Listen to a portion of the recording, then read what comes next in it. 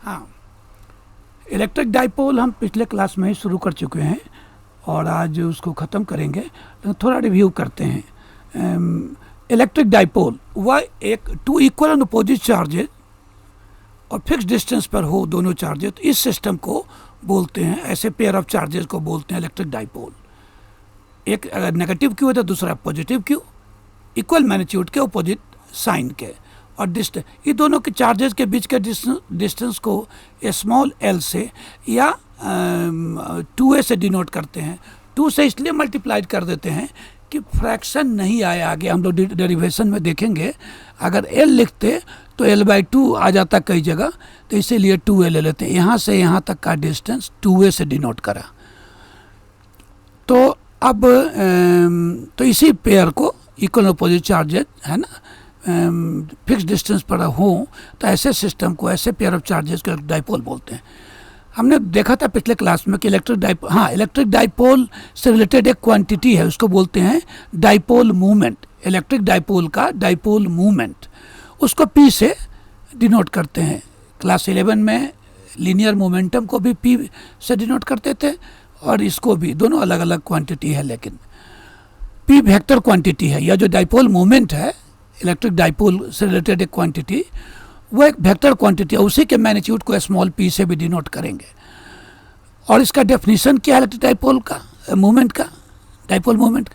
तो जो dipole movement है उसका मैग्नीट्यूड होता है इन दोनों में से जो पॉजिटिव चार्ज है वह मल्टीप्लाइड बाय दोनों चार्जेस के बीच के डिस्टेंस, यानी ये 2aq हो गया। और इसका डायरेक्शन क्या होता है? जब वेक्टर क्वांटिटी डायरेक्शन भी होगा, तो इसका डायरेक्शन है by definition from negative charge to positive charge, यानी यह जो p वेक्टर है यह डायरेक्टेड होता है from negative charge to positive charge. Negative minus q जो है, यानी ऐसे, यानी इस p का डायरेक्शन होगा एक मिनट, हाँ, p का डायरेक्शन होगा ऐसे, यह, ठीक है, यह डायरेक्शन हुआ नेगेटिव से पॉजिटिव, और इसका मैग्नीट्यूड होगा यही q इंटू 2a। अब इसका ऐसा यूनिट क्या होगा डाइपोल मोमेंट का? तो देखो, चार्ज है और डिस्टेंस है, तो कूलम मीटर, कूलम थोड़ा स्पेस कर छोड़ना, मीटर। अब इलेक्ट्रिक फील्ड इंटेंसिटी या इलेक्ट्रिक फील्ड निकालते हैं डाइपोल के कारण से। 2 स्टैंडर्ड पोजीशंस हैं जिस पर निकालते हैं, यानी दोनों चार्जेस को ज्वाइन करने वाला जो लाइन है, या उसको बोलते हैं axis of dipole, electric dipole. इस लाइन को बोलते हैं एक्सिस ऑफ इलेक्ट्रिक डाइपोल। तो जहाँ -q चार्ज है उसको, उस पॉइंट का को a से डिनोट कर लिया, अभी हम लोग कर रहे हैं, और +q वाले चार्ज को b से। और यह मिड पॉइंट है, a और b के बीच का मिड पॉइंट, यानी यहाँ से यहाँ तक डिस्टेंस 2a है, तो यह डिस्टेंस कितना हुआ? a, ठीक है। अब इसी एक्सिस के किसी पॉइंट पर इधर या इधर या इधर हम फील्ड निकालते हैं, इलेक्ट्रिक फील्ड, यानी इलेक्ट्रिक फील्ड इंटेंसिटी डाइपोल के कारण से। तो मान ले इस P पॉइंट पर निकाल रहे हैं, तो सेंटर से इस P पॉइंट का जो डिस्टेंस है उसको स्मॉल r से डिनोट करते हैं। A और B के बीच का जो मिड पॉइंट है वहाँ से r डिस्टेंस मेजर किया जाएगा, या ठीक है। अब देखो, किसी भी पॉइंट पर जब इलेक्ट्रिक फील्ड निकालनी होती है तो हम क्या करते हैं, हम लोग कर चुके हैं पीछे, फिर मैं तुम्हें बताता हूँ। वहाँ +1 चार्ज डाल दो, +1 कूलम का।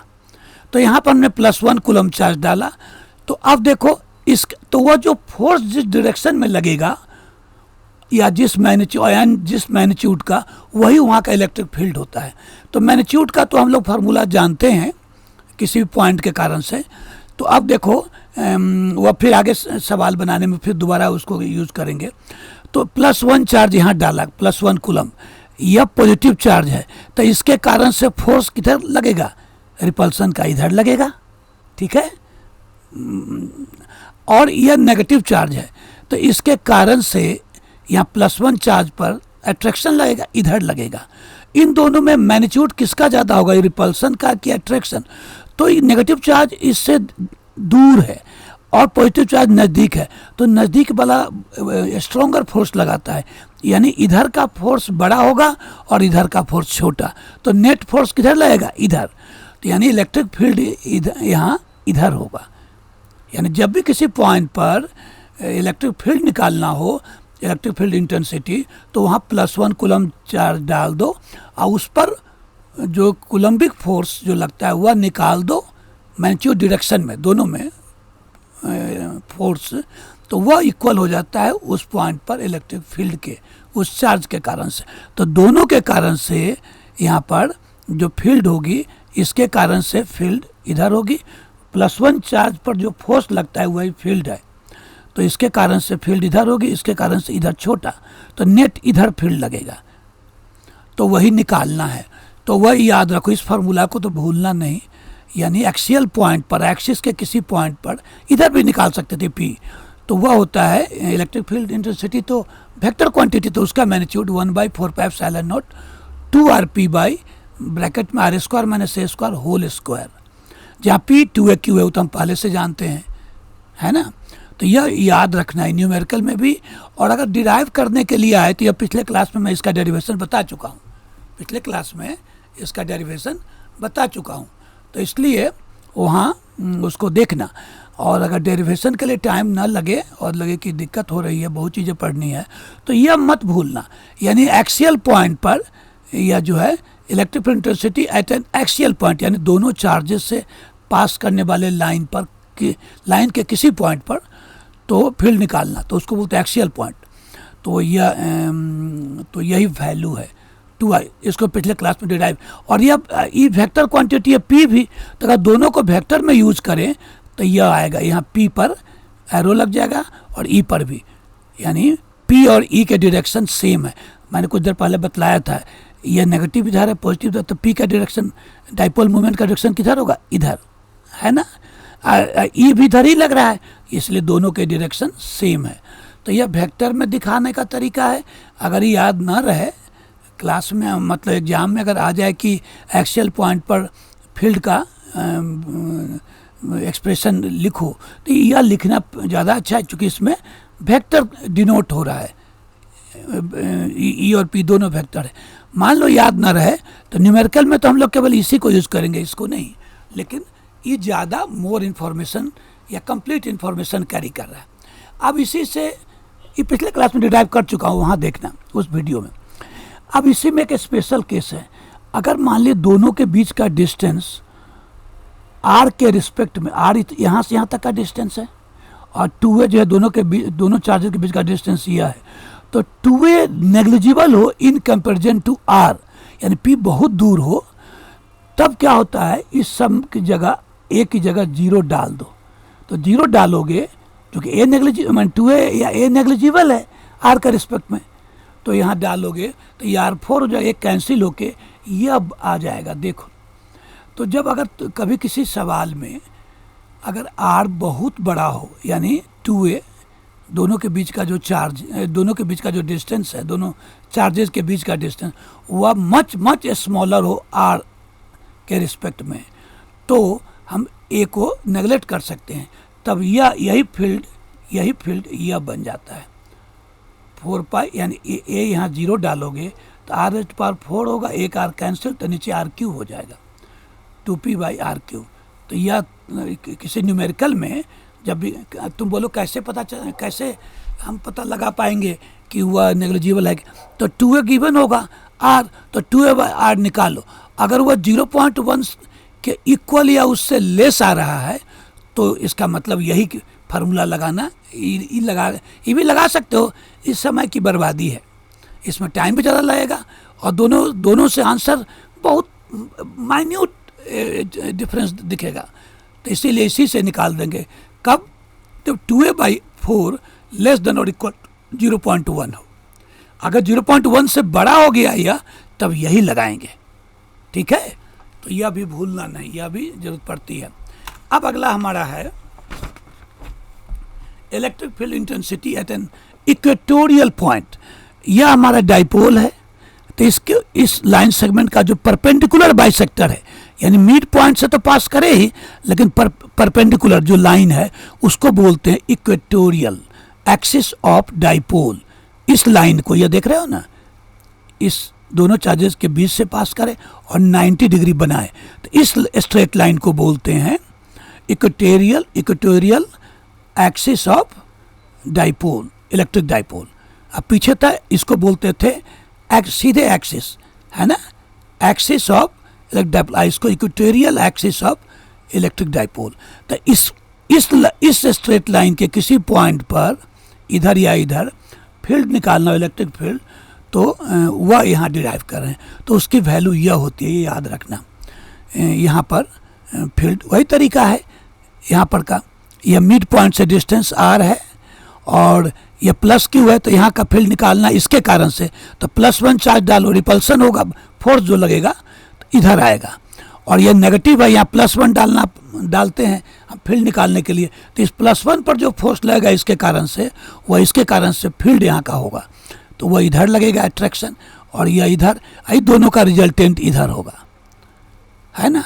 और तुम्हें मालूम है P इधर होता है, नेगेटिव से इधर, तो P के ऑपोजिट लगता है इसमें, तो आगे देखेंगे। तो E = 1/4πε0 into P/r² + a² whole raised to power 3/2। P वही है 2aq, तो इसको भी याद कर लो। वेक्टर में इसको यह लिखा जाएगा, ये तो केवल मैग्नीट्यूड में है, -p वेक्टर। देख तो P यह डायरेक्शन है, P माने डाइपोल मोमेंट का, और इलेक्ट्रिक फील्ड जो P इस पॉइंट पर है वह इधर है, दोनों अपोजिट है, तो इसीलिए माइनस लगा दिए यहाँ। तो या तो न्यूमेरिकल में जरूरत पड़ेगी, हम इसी को यूज़ करेंगे, लेकिन कभी आ जाए कि पूरे दिखाओ उसको कंप्लीटली, तो यह हुआ। अब इसको प्रूव कैसे, अभी समझाया। अब यहाँ का फील्ड, तो इसके कारण से फील्ड निकालेंगे, इसके कारण से, तो इसके कारण से फील्ड निकालने के लिए किसी पॉइंट पर क्या करेंगे, वहाँ +1 कूलम चार्ज डाल देंगे, तो +1 कूलम चार्ज डालो, तब डालने पर जो फोर्स लगे, कूलम्बिक फोर्स, वह इक्वल हो जाता है इलेक्ट्रिक फील्ड के इस पॉइंट पर। तो याद देखो, इसमें यहाँ इसका मॉड इंटू +1 है, Q1 Q2 होता है ना कूलम्ब्स लॉ में, तो वहाँ ×1 है, तो लिखने की जरूरत है नहीं। तो दिस बाई, और डिस्टेंस कितना है, यह मिड पॉइंट R है, यह A है, तो यह तो राइट ट्राइंगल है, तो यह हाइपोटेन्यूज है, तो यह हो जाएगा √r² + a²। तो मॉड Q बाई डिस्टेंस का स्क्वायर, इस डिस्टेंस का स्क्वायर, तो यह आ गया। अब इसको Q तो हमारा पॉजिटिव है यह, तो मॉड हटा देते हैं, तो यह हुआ इसके कारण से। इसके कारण से कितना होगा, तो वह इधर लगेगा, +1 यहाँ चार्ज डाला ही हुआ है, उस पर फोर्स किधर लगेगा, इधर, और वह भी यही मैग्नीट्यूड होगा, E2 भी यही होगा, क्योंकि ×1 है। अब -q का मॉड यही होता है, मॉड Q यानी Q, तो दोनों इक्वल हो गए। तो अब इसके कारण से जो फील्ड इधर लग रहा है और इधर, दोनों इक्वल एंड अपोजिट मैग्नीट्यूड के है। तो हम लोग जानते हैं कि जब भी दो वेक्टर हो और दोनों इक्वल मैग्नीट्यूड को हो, तो उनका जो रिजल्टेंट होता है टोटल, वह बीच से पास करता है इक्वल एंगल बनाते हुए। तो इसीलिए यह नेट यम ई हुआ, जो निकालना चाह रहे हैं वह यह हुआ। तो वह कैसे निकलेगा, इसका हमने पीछे पढ़ा है कि जब भी मान लो यह थोड़ी देर के लिए बताता हूँ कि यह मान लो E1 है, यह भी E1 है, दोनों को इक्वल है इसलिए E1 से, तो दोनों के बीच का एंगल मान लो 2 थीटा है या थीटा है, तो उसका रिजल्टेंट का मैग्नीट्यूड क्या होता है, 2E1 cos θ/2। ये यहाँ से यहाँ तक थीटा, तो यहाँ थीटा है 2 थीटा, तो 2 θ/2 यानी थीटा, तो 2E1 cos θ हो जाएगा यह E। या पीछे देखना, पीछे मैं, अच्छा तुम बोलोगे थीटा या अच्छा यह भी थीटा होगा, देखना यह भी कैसे, मैं यहाँ समझाया हूँ, मैंने समझाया है यहाँ। यह तो 90 डिग्री है, इसको हम अल्फा मान लेते हैं, ठीक है, इसको अल्फा, इसको बीटा। तो अब देखो ये दोनों अल्फा प्लस बीटा कितना होगा, यानी यह जो है 2 थीटा, यहाँ का टोटल, यहाँ एक तरफ का एंगल कितना होगा 180 डिग्री, 2 थीटा प्लस 2, ये भी बीटा होगा, इसलिए कि यह जो है आइसोसेलेस ट्राइंगल है, यह इक्वल एक दूसरे के, यह दोनों इक्वल है, तो यह एंगल भी इक्वल हो, यह परपेंडिकुलर है, तो यह दोनों एंगल इक्वल होगा। तो ये बीटा बीटा है, तो 2 थीटा प्लस 2 बीटा होगा 180 डिग्री। 2 से डिवाइड कर दो दोनों तरफ, तो थीटा प्लस बीटा 90, यानी यह हो गया 90 डिग्री। लेकिन यह तो 90 डिग्री है बीटा, और अल्फा प्लस बीटा भी 90 डिग्री, और थीटा प्लस बीटा भी 90 डिग्री, तो अल्फा इक्वल्स थीटा हो जाएगा। अल्फा इक्वल्स थीटा, यानी यह थीटा है तो यह भी थीटा होगा, यह भी थीटा होगा। और यह चूंकि आइसोसेलेस है और बेस एंगल इक्वल होता है, तो यह भी थीटा होगा। ठीक है, यह भी थीटा होगा। अब चलते हैं, रिजल्टेंट हो जाएगा 2E1 cos 2 थीटा बाई 2, यानी cos थीटा। cos थीटा का हम लोग लगाएंगे, इधर देखते हैं। तो E हो गया दोनों वेक्टर का सम टोटल, इसका मैग्नीट्यूड होगा 2E1 cos 2 थीटा बाई 2, यानी 2E cos थीटा। तो 2E1 cos थीटा, E1 है बेटा। तो E1 का वैल्यू हम पीछे से यह नोट कर लेंगे, यही पीछे लिखा है यहाँ, यह लिख डाला। और cos थीटा कहाँ से लिखेंगे? cos थीटा यहाँ से लिख डालो, यहाँ से या यहाँ से cos थीटा। cos थीटा होता है, यह राइट ट्राइंगल है, यह 90 डिग्री है, और थीटा यह, तो इसके सामने वाला परपेंडिकुलर होता है, यह बेस और यह हाइपोटेन्यूज। तो cos थीटा होता है b by H, base by hypotenuse, यानी a बाई दिस हो गया cos थीटा। तो a बाई, तो cos थीटा की जगह हमने यह डाल दिया और मिला दिया, यही p होता है, याद होगा तुम्हें यह। और वेक्टर में चूंकि p वेक्टर और e वेक्टर अपोजिट है तो माइनस लगा दिया, तो हमने डिराइव भी कर लिया। यहाँ स्पेशल है, अगर यहाँ भी दोनों के चार्ज डिस्टेंस, दोनों चार्जेस के बीच का डिस्टेंस 2 है, मच लेस हो किसके, r के, तो हम a की जगह 0 डाल के और सिंप्लीफाई कर लेंगे। a की जगह 0 डाल देंगे तो सीधे आर क्यू हो जाएगा, p बाई आर क्यू। या देखो p बाई आर क्यू हो गया। यहाँ तुम बोलो कैसे पता लगाएंगे कि मच स्मॉलर है देन आर, तो 2a बाई आर अगर लेस देन और इक्वल टू 0.1 है, 2a भी गिवन है, आर भी, तो यह वैल्यू निकाल लेना, देखना 0.1 से लेस या इक्वल है तो इसका मतलब नेग्लिजिबल है, तब यह यूज़ करेंगे। और अगर नेग्लिजिबल नहीं है, 2a बाई आर 0.1 से ग्रेटर है, तब यही यूज़ करना। तो फील्ड निकालने में यही, यह नहीं, ठीक है, यही यूज़ करना। लेकिन अगर 2a बाई आर 0.1 से लेस या इक्वल है तो इससे भी निकाल सकते हो, इसमें टाइम ज़्यादा लगेगा, और इससे निकालोगे तो जल्दी बनेगा। दोनों में आंसर ऑलमोस्ट सेम होता है ना। तो ये कई बार इसको पूछता भी है कि अगर ए डिस्टेंस दोनों चार्जेस के बीच मच लेस हो आर से, तो क्या होगा ई, तो ई यह हो जाएगा। या मैंने 2a मच लेस हो, या यहाँ दोबारा मैंने लिख डाला है दोनों केस के लिए।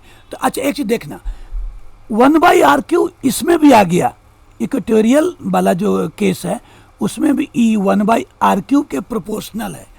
और पहले वाला जो था एक्सियल पॉइंट पर, वहाँ भी ई 1 बाई आर, ये तो 2p कांस्टेंट है, 1 बाई आर क्यू के, यानी ई इनवर्सली प्रोपोर्शनल है आर क्यू के।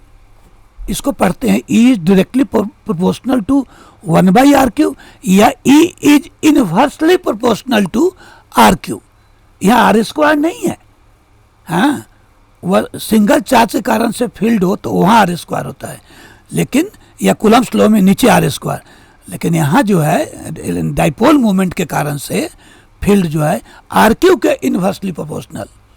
ठीक है, यहाँ मैंने लिख डाला है, लेकिन लोन इलेक्ट्रिक चार्ज के लिए electric field 1 by r square यह होता है। आगे हम लोग देखेंगे, जैसे यह चार्ज मान लो बेटा Q है, और इससे R डिस्टेंस पर हमें फील्ड निकालना है यहाँ, तो यहाँ का फील्ड अगर E है तो जानते हो E क्या होता है, हम लोग पीछे कर चुके हैं, 1/4 pi epsilon not Q by, या मॉड लगा दो, Q बाई आर स्क्वायर, यानी Q पॉजिटिव नेगेटिव कोई भी हो, इससे आर डिस्टेंस के किसी पॉइंट पर इलेक्ट्रिक फील्ड इंटेंसिटी या इलेक्ट्रिक फील्ड निकालनी हो E, तो उसका मैग्नीट्यूड होता है 1/4 pi epsilon naught mod Q by r square. मैंने तो बोला था किसी चार्ज के कारण से किसी पॉइंट पर फील्ड निकालना हो तो वहाँ +1 चार्ज इमेजिन करो कि वहाँ रखा हुआ है, और तब उस पर जो फोर्स लग रहा है कूलम्ब वाला फोर्स वह निकालो, यही वैल्यू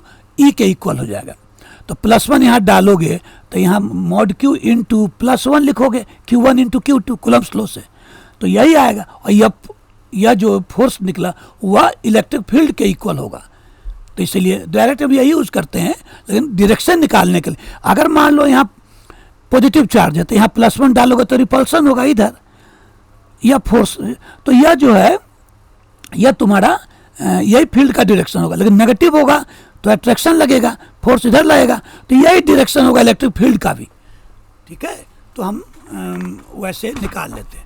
अब हमारा इलेक्ट्रिक डाइपोल, अब इलेक्ट्रिक डाइपोल जो हमारा है जिसमें -Q +Q है 2a डिस्टेंस पर, या किसी एक्सटर्नल इलेक्ट्रिक फील्ड में हम डाल दें, एक्सटर्नल इलेक्ट्रिक फील्ड, वो भी यूनिफॉर्म का मतलब हर पॉइंट पर फील्ड सेम ऐसे हो, जैसे देखो फील्ड यहाँ का ऐसे है, उतना ही बड़ा, छोटा बड़ा नहीं, हर जगह इस पॉइंट का भी उतना ही बड़ा, कहीं भी निकालो सेम मैग्नीट्यूड सेम डायरेक्शन।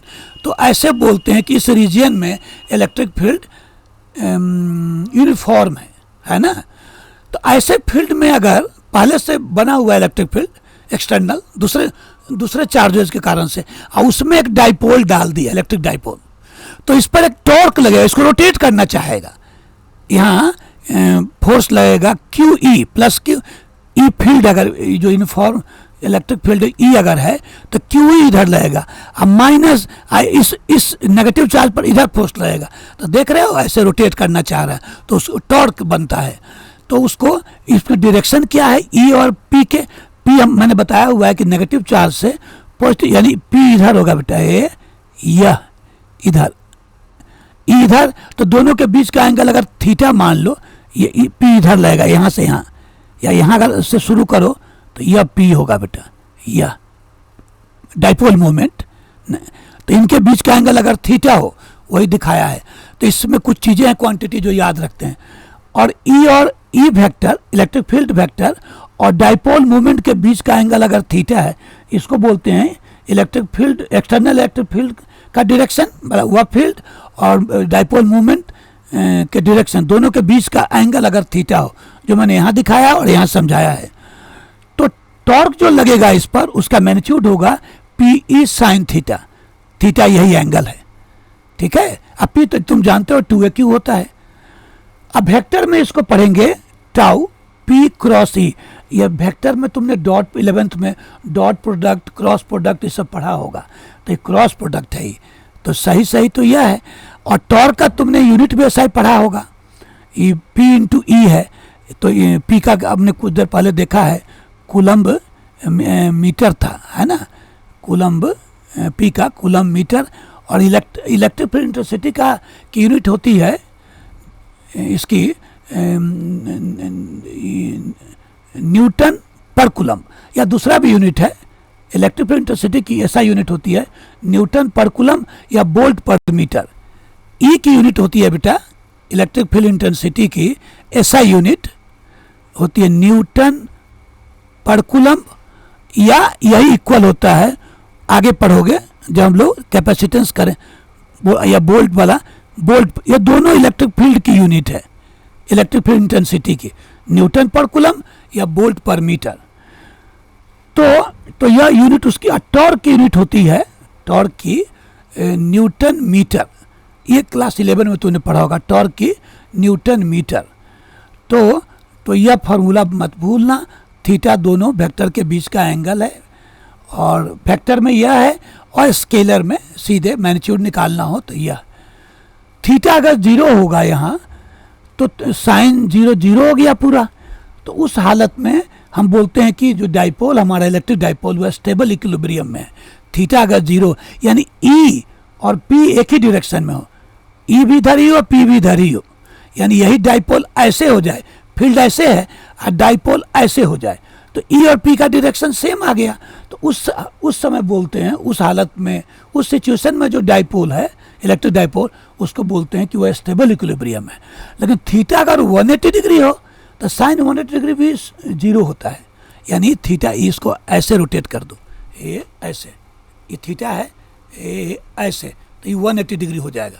तो उसमें भी टॉर्क जीरो है, यहाँ भी टॉर्क जीरो, थीटा जीरो पर भी और थीटा 180 पर भी। लेकिन यहाँ पर बोलते हैं कि वो अनस्टेबल इक्विलिब्रियम में है।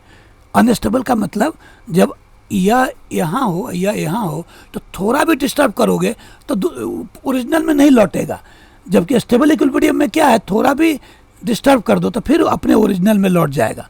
तो इसलिए उसको स्टेबल इक्विलिब्रियम बोलते हैं। और ये ओरिजिनल पोजीशन में नहीं लौट पाएगा थोड़ा भी डिस्टर्ब करोगे तो इसीलिए जब थीटा 180 डिग्री हो तो उस समय बोला जाता है कि डाइपोल हमारा अनस्टेबल इक्विलिब्रियम में है क्योंकि टॉर्क जीरो लग रहा है। और तो यह भी स्पेशल केसेस जो याद रखते हैं। अब आ जाओ इलेक्ट्रिक पोटेंशियल एनर्जी। तुम जब एक्सटर्नल इलेक्ट्रिक फील्ड में डाले हुए हो डाइपोल तो टॉर्क का तो पीछे पढ़ा, अब पढ़ते हैं कि उसके पास एक एनर्जी आ जाती है, पोटेंशियल एनर्जी। किसमें? डाइपोल में, इलेक्ट्रिक डाइपोल में। तो दोनों वेक्टर के बीच का एंगल थीटा जो पीछे मैं दिखा चुका हूं, थीटा या थीटा, तो यही तो उसका जो उसकी एनर्जी है किसकी? इलेक्ट्रिक डाइपोल की, minus P E cos theta. वहाँ पी साइन थीटा था, आई माइनस पी, और पी तो तुम जानते हो 2a क्यू होता है, तो ये भूलना नहीं। पोटेंशियल एनर्जी है इसकी, यह वेक्टर नहीं होती है, स्केलर होती है, तो ये याद रखेंगे। और अगर तुमने वेक्टर वाला याद रखा हुआ है क्लास 11 वाला डॉट प्रोडक्ट, तो पी डॉट ई होता है P cos theta, P vector dot E vector. तो वेक्टर में ऐसे होगा और स्केलरली तो ऐसे होगा। तो ये न्यूमेरिकल के लिए यह भूलना नहीं, यह है ना, यह याद रखेंगे। यानी कि भी एक्सटर्नल इलेक्ट्रिक फील्ड ई में है ना, यूनिफॉर्म फील्ड हो बेटा, इधर लग रहा हो, ठीक है, और उसमें जो रखा हुआ है थीटा एंगल पर कोई इलेक्ट्रिक डाइपोल, तो उस समय उसकी पोटेंशियल एनर्जी निकालना हो तो यही होगा, माइनस पी कॉस थीटा। मैं इसको डिराइव नहीं कर रहा हूँ, समय की दिक्कत है। और कोई भी एनर्जी हो तो उसकी यूनिट जूल होती है, ऐसा यूनिट। और वर्क डन, अगर तुम उस डाइपोल को थीटा 1 कॉन्फ़िगरेशन से, पोजीशन से थीटा 2, यानी यह मान लो थीटा 1 है, इसको थोड़ा मोड़ दिया ऐसे, अब एंगल हो गया ई और पी के में थीटा 2। तो थीटा 1 से थीटा 2 में रोटेट करने में work done on the dipole in rotating the dipole from theta 1 alignment to theta 2 alignment, ये वर्क तो वह होता है change in potential energy of the dipole. जो हम वर्क करेंगे उस पर रोटेट करने में, work done on the dipole, वह इक्वल होगा उस डाइपोल के पोटेंशियल एनर्जी में चेंज के।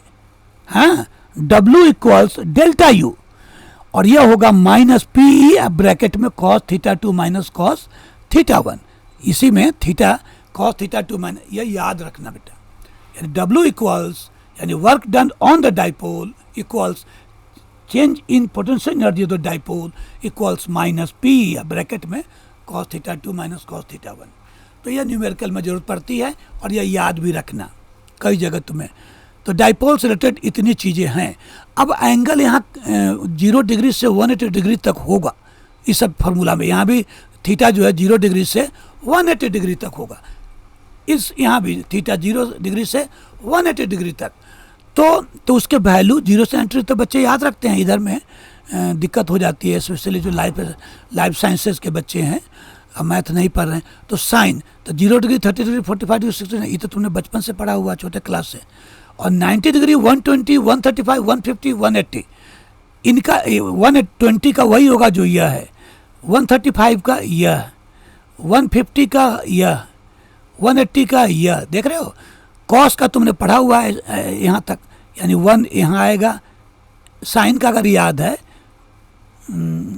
यह यहाँ है, यह वाला यहाँ है, यह वाला यहाँ है, यह वाला यहाँ है। अब यहाँ भी यह वाला यहाँ लिखाएगा, यह वाला यहाँ, माइनस साइन अभी समझाता हूँ। साइन 0 डिग्री से 180 डिग्री तक नेगेटिव कहीं नहीं होता है, लेकिन कॉस 0 डिग्री से 90 डिग्री तक नेगेटिव कभी कहीं नहीं होगा, लेकिन 90 से 180 में नेगेटिव होंगे सारे। तो इसलिए यह वाला न्यूमेरिकली तो सेम है, लेकिन माइनस लग गया है। तो कॉस ऑफ 120 डिग्री कितना होगा? -12, -1/2। कॉस ऑफ 135 डिग्री कितना होगा, -1/√2। कॉस ऑफ 150 डिग्री इक्वल्स कितना होगा, -√3/2। तो ऐसे करके यह भी याद रखना, इन सब फार्मूला को यूज करने में जरूरत पड़ती है, इन तीनों फार्मूला में। अब हम लोग न्यूमेरिकल्स करते हैं यहाँ।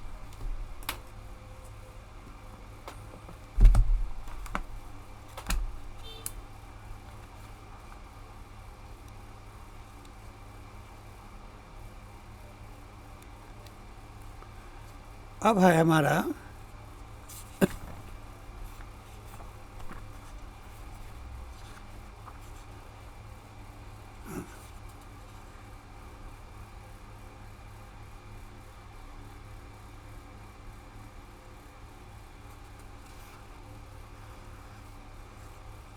अब देखो मैं जो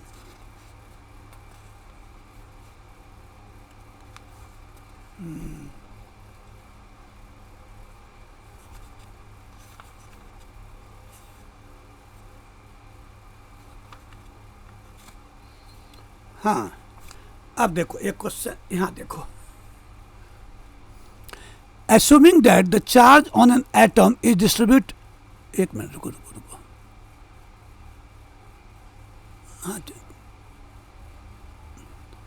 हाँ, assuming that the charge on an atom is distributed uniformly in a sphere of radius 10 to power minus 10 meter, what will be the electric field at the surface of the gold atom?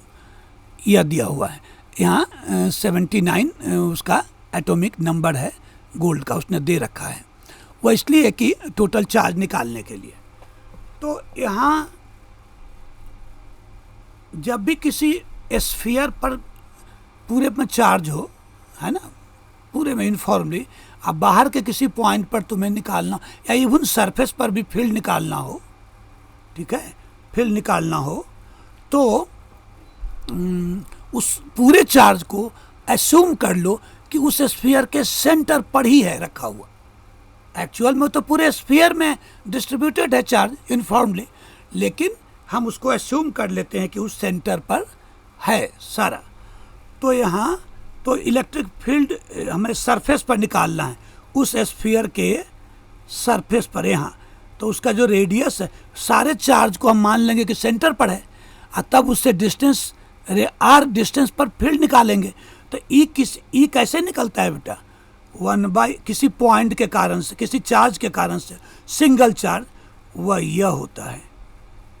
मैंने कुछ देर पहले बतलाया था, कोई charge यहाँ है Q, इससे are distance पर फील्ड निकालना है ई, तो उसकी वैल्यू यही होगी बेटा, क्यू पॉजिटिव नेगेटिव कुछ भी होगा, तो यह जो है यह फील्ड होगी यहाँ की। तो यहाँ भी वही चीज़ निकालेंगे, या तो 1/4 से बाद में वैल्यू डालते हैं, और यह टोटल चार्ज यहाँ का है। तो ये देखो तो उस पर कह रहा है कि टोटल चार्ज जो है, assuming that the charge on an atom is distributed uniformly in a sphere of radius this, what will be the electric field at the surface of the, है ना। तो अब इसको तुम मान लो, टोटल जो चार्ज है उसका एटॉमिक नंबर दिया हुआ है 79,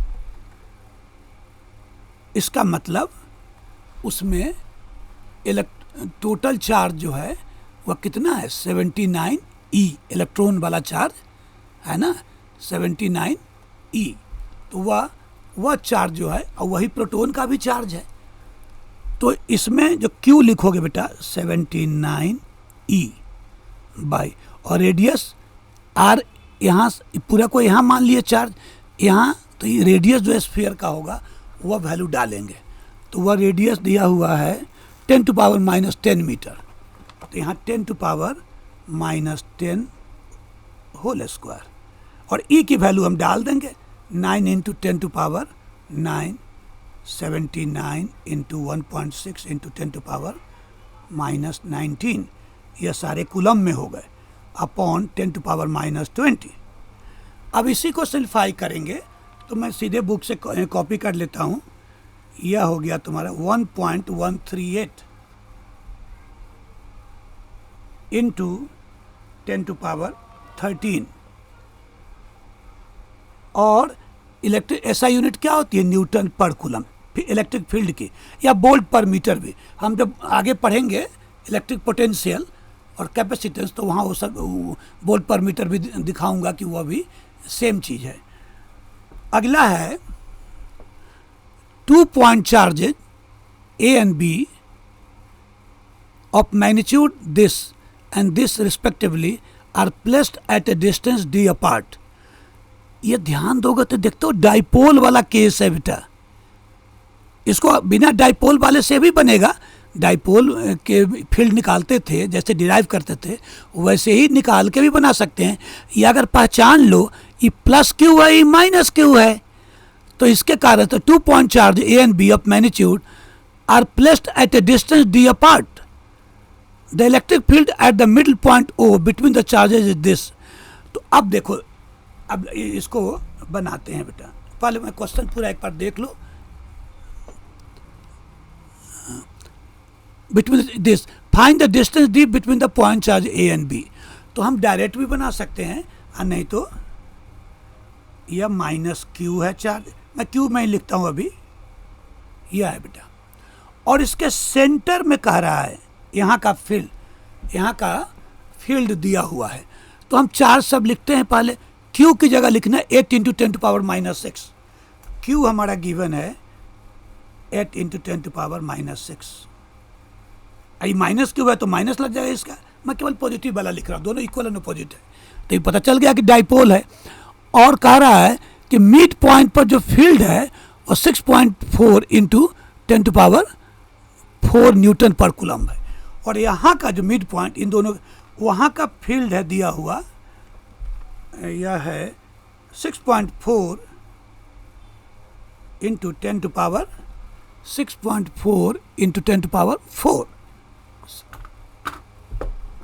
हाँ, तो 10⁴ यह हो गया न्यूटन पर कूलम। यह गिवन है मिड पॉइंट का। तो यह मिड पॉइंट कैसे, दो तुमने केसेस पढ़े हैं इलेक्ट्रिक फील्ड के लिए। एक है कि एक्सिस का कोई पॉइंट पर निकालो, एक इक्वेटोरियल एक्सिस पर कोई पॉइंट निकालो। तो ये एक्सिस का पॉइंट वाला फार्मूला भी लगेगा, वो भी तो हम एक्सिस वाला लगा, क्योंकि यह पॉइंट दोनों पर लाई कर रहा है, तो एक्सिस वाला लगाएंगे। तो एक्सिस वाले में हमने यहाँ लिया था, और ये मिड पॉइंट से डिस्टेंस को आर से डिनोट करा था। यही पॉइंट अगर खिसकाते आए तो आर घटते जाएगा, और यहाँ पर आर कितना हो जाएगा? 0। यानी वही जो फॉर्मूला था हमारा, वह जो फॉर्मूला था एक्सिस वाला, वह दिखाता हूँ, वह यह था बेटा 2rp/r² - a² 1/4πε0 2rp/r² - a² यह था। तो यहाँ तो अब यहाँ रहता तब ना आर इतना बड़ा को बोलते थे, लेकिन यह अब इसी पर निकालना, यानी आर हो गया 0। तो इसी में आर 0 डाल देते हैं, ठीक है। तो आर की जगह 0 डाल दो, तो यह हो जाएगा 1/4πε0, और 2 आर की जगह 0 डालोगे तो ये 0 हो जाएगा बेटा ऊपर, और नीचे -a² का होल स्क्वायर a4, यह 0 हो गया। यानी मिड पॉइंट पर इलेक्ट्रिक फील्ड कितना है? 0। अब तुम उससे भी निकालते बेसिक डेफिनेशन से, तो यहाँ का फील्ड निकालने के लिए +1 चार्ज डालते, इसके कारण से फोर्स किधर लगता है? इधर। यही हो जाता है, +1 पर जो फोर्स लगता है वो इलेक्ट्रिक फील्ड के इक्वल होता है। तो इसके कारण से फील्ड इधर हुआ, इसके कारण से +1 चार्ज इधर, और इसके कारण से +1 का इधर। यहाँ फील्ड 0 तो नहीं होना चाहिए बेटा। एक मिनट, R0 डाला, यह आ गया R0, तो A4, फील्ड 0 तो नहीं होना चाहिए बेटा।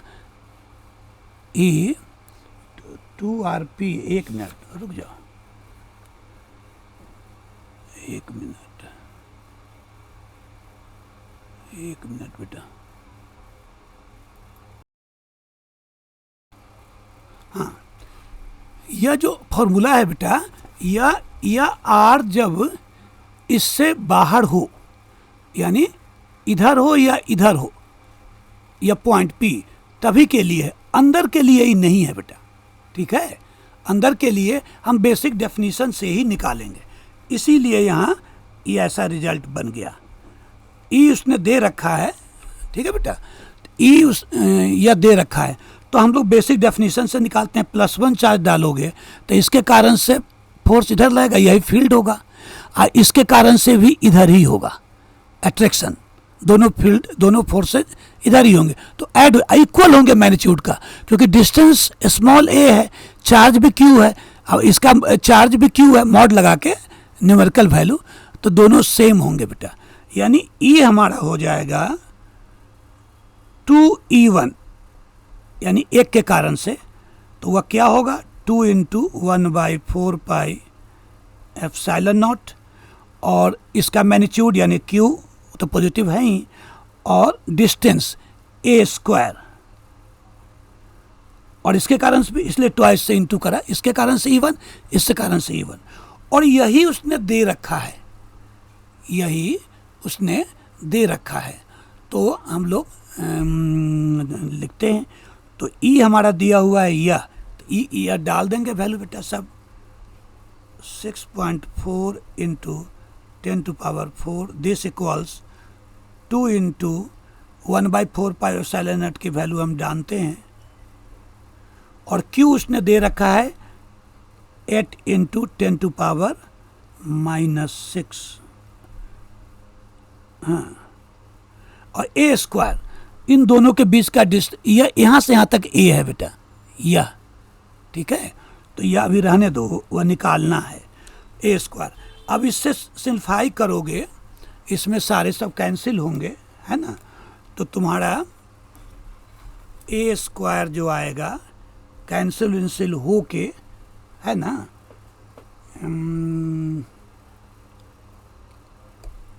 यह हो जाएगा बेटा a², इसने जो लिखा है दोनों के बीच का डिस्टेंस, यानी 2a, इसका 3 आया है, तो a होगा 3/2, यह आएगा, तुम्हें सिंप्लीफाई करो 9/4 आएगा बेटा, तो a हो जाएगा, उसको सिंप्लीफाई करना आएगा, लेकिन दोनों के बीच का डिस्टेंस 2a है, तो 2a 2 से इंटू करोगे तो ये 3 आएगा, यही 3 और मीटर जो है आंसर होगा। ठीक है बेटा, इसको सिंप्लीफाई करोगे तो a² की वैल्यू या यहाँ आ जाएगा, इससे डिवाइड, तो यह आएगा तुम्हें 9/4, तो a 3/2, दोनों के बीच का डिस्टेंस 2a है। तो यह एक चीज़ याद रखना कि बाहर जो है वह हम डाइपोल मोमेंट वाला जो फॉर्मूला है वो लगा, अंदर में हम नहीं लगा पाएंगे, क्यों? क्योंकि वो अंदर के लिए वो ट्रू नहीं है ना, अंदर के पॉइंट के लिए तो बेसिक डेफिनेशन से ही निकालेंगे। अब अगला क्वेश्चन देखो बेटा, एक है यह 2 पॉइंट चार्जेज, एग्जाम्पल 39, +16 माइक्रोकूलम और -9 microcoulomb are placed 8 centimetre apart in air, determine the position of the point at which the resultant field is electric field 0 हो। तो +16 माइक्रोकूलम, यह जो क्वेश्चन है यहाँ है, +16 माइक्रोकूलम का मतलब 10⁻⁻6 कूलम, और एक यहाँ चार्ज है -9 माइक्रोकूलम, 9 × 10⁻⁻6 कूलम, यह दो चार्जेज हैं बेटा। कह रहा है कि इन दोनों से पास करने वाले लाइन जिसको एक्सिस बोलते हैं, उस पर मैं वहाँ पर कहाँ, किस पॉइंट पर फील्ड 0 होगा। तो देखते हैं, मान लो पहले क्वालिटेटिवली उसको देखते हैं, मान लो इधर इस पर फील्ड देखते हैं, इधर 0 होगा कि नहीं। तो इसको यहाँ पर फील्ड निकालने के लिए क्या करेंगे, +1 चार्ज डालेंगे यहाँ, +1 कूलम, तो इसके कारण से किधर लगेगा फोर्स, इधर लगेगा अट्रैक्शन का। यही जो +1 चार्ज पर जो फोर्स लगता है वो वहाँ के इलेक्ट्रिक फील्ड, तो इसके कारण से इलेक्ट्रिक फील्ड इधर हो गया, इसके कारण से रिपल्सन लगेगा बेटा, वो इधर लगेगा, है ना। तो हमें दोनों केसेज में निकाल, तो इसके कारण से रिपल्सन, तो यह दोनों इक्वल एंड फील्ड जहाँ जीरो हो, ये दोनों इक्वल एंड अपोजिट होंगे तभी ना। तो हम यहाँ भी चांस है, क्योंकि इसके कारण से रिपल्सन, इसके कारण से अट्रैक्शन, दोनों अपोजिट डायरेक्शन में हो सकता है यहाँ जीरो हो, नहीं भी हो। इसलिए मैं बोल रहा हूँ कि मान लो इधर तुम्हें 5 वैल्यू का लग रहा है, इधर 3 का, तो नेट थोड़े ही जीरो है, इधर 5 इधर भी 5 लगे तब ना, इस सेंस से मैंने बोला। लेकिन यहाँ है चांस, यहाँ का अंदर के पॉइंट का देखते हैं, +1 यहाँ कहीं चार्ज डालूँ तो इसके कारण से क्या होगा, रिपल्सन लगेगा बेटा, और इसके कारण से अट्रैक्शन, तो नेट फील्ड इधर होगा, जीरो नहीं होगा। इधर देखते हैं, इसके कारण से रिपल्सन लगेगा, +1 चार्ज, फील्ड निकालने के लिए +1 चार्ज, और इसके कारण से अट्रैक्शन, यानी इधर हो सकता है या इधर हो सकता है, फील्ड जीरो, बीच में तो नहीं होगा। तो है ना बेटा। तो हम लोग अब 2 केस लेके चलते हैं। केस 1 इधर डालते हैं, यानी यह और यह है हमारा, यह तुम्हारा +16 इंटू 10⁻⁻6 वाला है, -9 इंटू 10⁻⁻6, और हम अभी इधर डालते हैं, फील्ड निकालते हैं। यहाँ P, इसको A नाम दे दो, B नाम दे दो।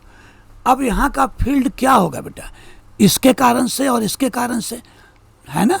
तो इसके कारण से निकालते हैं, E1 नाम दे देते हैं A के, तो वह होगा 1/4π K लिख डालता हूँ, और इसका मैग्नीट्यूड यानी 16 इंटू 10⁻⁻6 बाई डिस्टेंस, यह डिस्टेंस हम लोग ले लेते हैं R, यह डिस्टेंस बेटा, तो यह हो गया R², और यह इस पर इधर लगेगा। अब इसके कारण से निकालते हैं E2,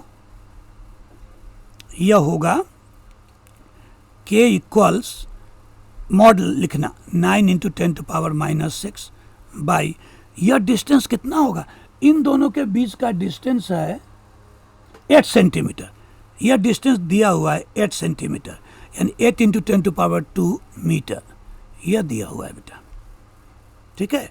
तो यहाँ तो ये P से उसका डिस्टेंस कितना होगा, R प्लस दिस, यानी R प्लस 8 इंटू 10⁻⁻2, इतना होल स्क्वायर, है ना। अब ये दोनों E1 E2 इक्वल करते हैं, इक्वल अपोजिट होंगे तभी ना जीरो होगा। देखते हैं कोई R की वैल्यू निकलती है कि नहीं।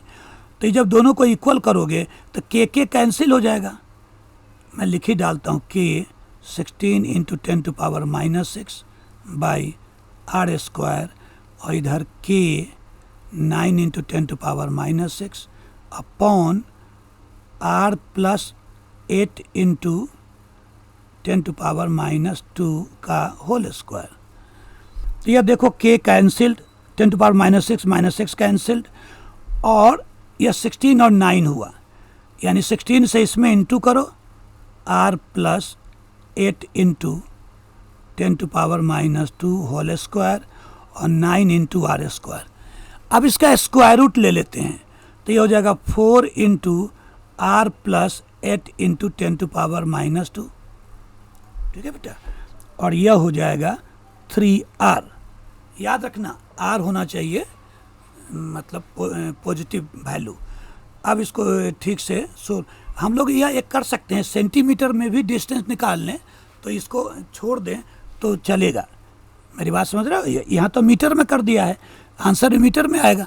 हम अगर इसको सेंटीमीटर में ही रखें तो इसको हम लोग 8 सीधे लिख डालें तब भी बनेगा। मेरा कहने का मतलब है R प्लस 8 लिख डालूँ शुरू से ही, यानी सेंटीमीटर में रहेगा कोई दिक्कत नहीं है, तो यह आ जाएगा 4R 3R, तो R इक्वल्स यह कितना हो गया -32। R तो हमारा पॉजिटिव होना चाहिए इधर का, नेगेटिव तो नहीं। तो जब -32 हुआ, इसका मतलब है कि हमने मेजर करा था यहाँ से, इधर वाले यहाँ है फील्ड रियल में, यहाँ जीरो कहीं नहीं होगा। तो अब यहाँ का बनाते हैं बेटा दूसरा केस, यहाँ पर जीरो, R नेगेटिव नहीं होना चाहिए, यह पॉजिटिव, तो अब इधर रखते हैं तो वही होगा। तो इन एडवांस तो हमें पता नहीं चलता है, दोनों केस लेके चलते हैं। अब हमारा यह चार्ज जो है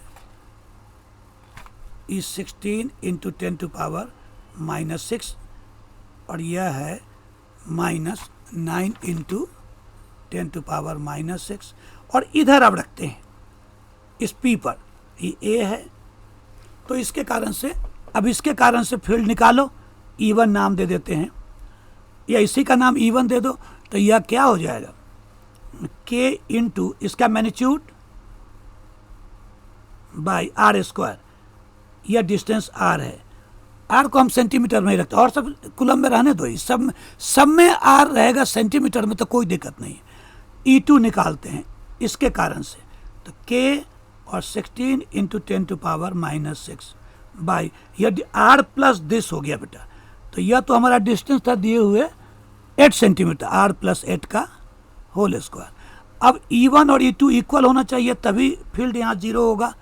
E1 E2 equal magnitude opposite direction तो है, तो E1 E2 का मतलब K into 9 into 10⁻⁻6 by R square, K into 16 into 10⁻⁻6 by R plus 8 का, अब इसमें कैंसिल सब करो, K भी कैंसिल्ड, यह हो गया 9 इंटू R प्लस 8 का होल स्क्वायर और 16 R स्क्वायर, स्क्वायर रूट ले लो बेटा, यहाँ भी R पॉजिटिव होना चाहिए, तो 3R प्लस 8 इक्वल्स 4R, ठीक है बेटा। तो अब देखो यह 3R उधर चला जाएगा, तो R इक्वल्स हो जाएगा 24, यह अब सही पॉजिटिव निकला, तो 24 सेंटीमीटर हमारा आंसर हो गया, ठीक है बेटा। तो यह जो चीज़ है हम लोग देखेंगे, इधर हमारा फील्ड जो है 0 हुआ है ना। तो यहाँ बीच में क्यों नहीं हुआ था, क्योंकि इसके कारण से रिपल्सन, इसके कारण से अट्रैक्शन, दोनों सेम डायरेक्शन में, तो वहाँ 0 नहीं हुआ, तो हमें यहाँ 0 हुआ, ठीक है बेटा। तो 24 सेंटीमीटर कहाँ से, यहाँ से नेगेटिव वाले से 24 सेंटीमीटर पर उसी साइड में, इधर वाले में नहीं, पर फील्ड 0 होगा, न बीच में कहीं 0 हुआ, न इधर 0 हुआ, इधर तो केवल रख के देख लिए कि एक ही डायरेक्शन में लग रहा था टोटल फील्ड, यहाँ पर फील्ड तो अपोजिट डायरेक्शन में थे, लेकिन दोनों के मैग्नीट्यूड इक्वल नहीं थे। यहाँ पर आकर अपोजिट डायरेक्शन भी है फील्ड, इसके कारण से फील्ड इक्वल एंड अपोजिट है, और इक्वल मैग्नीट्यूड का भी आर है 24, यहाँ से 24 सेंटीमीटर पर, बस हो गया। यह आर है बेटा, ये आर है, तो यह भी हम लोगों ने देख लिया। अब है फिर अगला एक देखो, 2 point charges this and this are placed इतना metre apart, calculate the electric field at the mid point between the charges. ये सब निकाल लोगे बेटा, ये सब वही अलग अलग करके मैं क्वेश्चन तुम्हें दिखा देता हूँ। और अब जैसे यह सब है, अगला क्वेश्चन है एग्जाम्पल 41 का, तो जैसे तुम फोर्स में निकालते थे वैसे ही फील्ड निकालेंगे, चार्जेस के फील्ड निकालेंगे वहाँ पर। जैसे इसको देखो, 2 point charges Q1 and Q2 of 10⁻⁻8 coulomb and -10⁻⁻8 coulomb, यह are placed at 0.1 metre apart. यहाँ 2 चार्जेस रखे हुए हैं बेटा, एक 10⁻⁻8 एक -10⁻�8। तो कह रहा है इसके कारण से calculate the electric field eight points A B C, तो हम सब निकाल सकते हैं।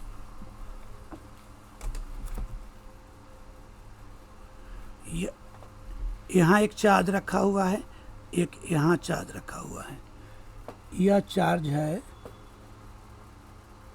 10⁻⁸, तो -10⁻⁸ कूलम है, और यह है 10⁻⁸ कूलम, ठीक है। अब इसके यहाँ का कह रहा है कहाँ कहाँ निकालना है, फिगर उसी का दिया हुआ है, उसी का है, तो उसी के अनुसार थोड़ा बना देता हूँ। इसको प्लस लिखे हुए है, इधर प्लस रखा है, इधर माइनस, तो तुम्हें बुक से देख भी पाओगे। और यहाँ का निकालना है, यानी यहाँ से परपेंडिकुलर बाइसेक्टर है, ये दोनों इक्वल, यहाँ का फील्ड निकालना है। तो फील्ड निकालना है यहाँ का, और कई जगह निकालना है, A B C, यह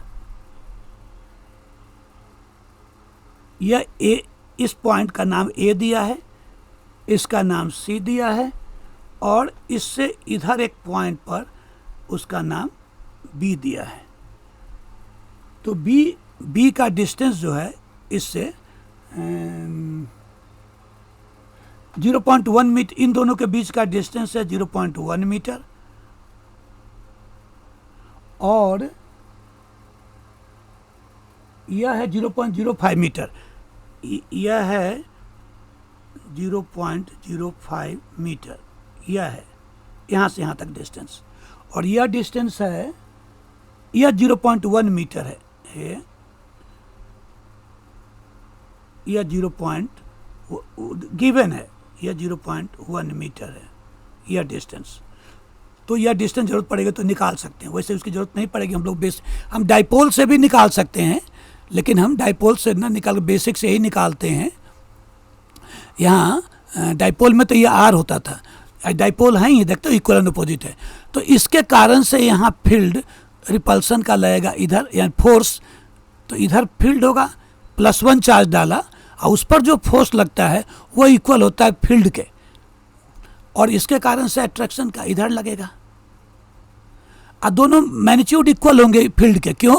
फोर्स के भी या फील्ड के भी, क्योंकि मैग्नीट्यूड सेम डिस्टेंस है ना, 0.1 0.1, इसका मैग्नीट्यूड होगा 10⁻⁸, इसका 10⁻⁸। तो यह E1 फील्ड है, यह E2 फील्ड है। तो जब दोनों का मैग्नीट्यूड इक्वल हो तो उसका जो रिजल्टेंट होता है वो हम लोग कई बार पढ़ चुके, बीच से पास करता है, या ऐसे। और ये अभी हमने देखा था थीटा होता है, ठीक है बेटा, या। तो यहाँ का जो नेट फील्ड होगा E, वह हो गया 2E1 कॉस, दोनों के बीच के एंगल बाई 2, यानी यह 2E1 कॉस थीटा। E1 हुआ एक, किसी एक के कारण से फील्ड, मान लो इसके कारण से, तो हो जाएगा 1/4πε0, और चार्ज 10⁻⁸ बाई r², 0.1 का होल स्क्वायर, और कॉस थीटा।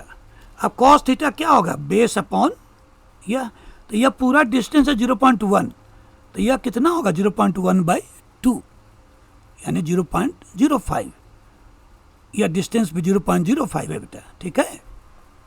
तो 0.1/2, यह कितना हो गया? 1/20, यानी 0.05, 0.5/100, तो 0.05 हुआ ये, ठीक है बेटा। जो ये डिस्टेंस वही इसके भी इक्वल है। तो कॉस थीटा हो जाएगा 0.05/0.1, यह होगा, ठीक है।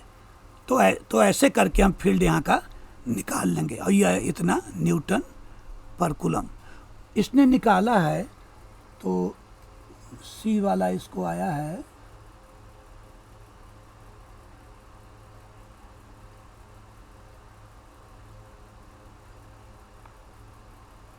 यह है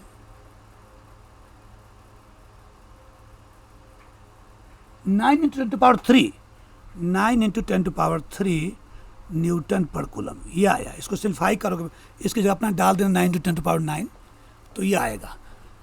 अब है, अब यहाँ का निकालना है, ये तुम्हारे लिए छोड़ता हूँ। इसके कारण से फील्ड किधर होगा बेटा? इधर, +1 चार्ज डाल के, इसके कारण से इधर होगा। तो दोनों का वैल्यू निकाल के डिफरेंस निकालना। यहाँ ऐसा वाला क्वेश्चन पीछे करा है हम लोगों ने कि दो अलग अलग पॉजिटिव नेगेटिव या दोनों लाइक चार्जेज हों और उसी एक्सिस के किसी पॉइंट पर निकालना हो, तो दोनों कारण से इंडिविजुअल निकाल के सब्ट्रैक्ट कर देते हैं। तो कर लेना बेटा। और अब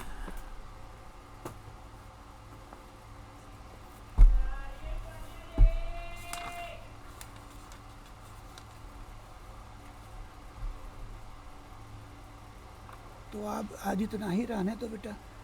डाइपोल का एक इलेक्ट्रिक पोटेंशियल निकालना होगा जो अगले चैप्टर में होगा, तो वहाँ हम लोग करेंगे, ठीक है बेटा।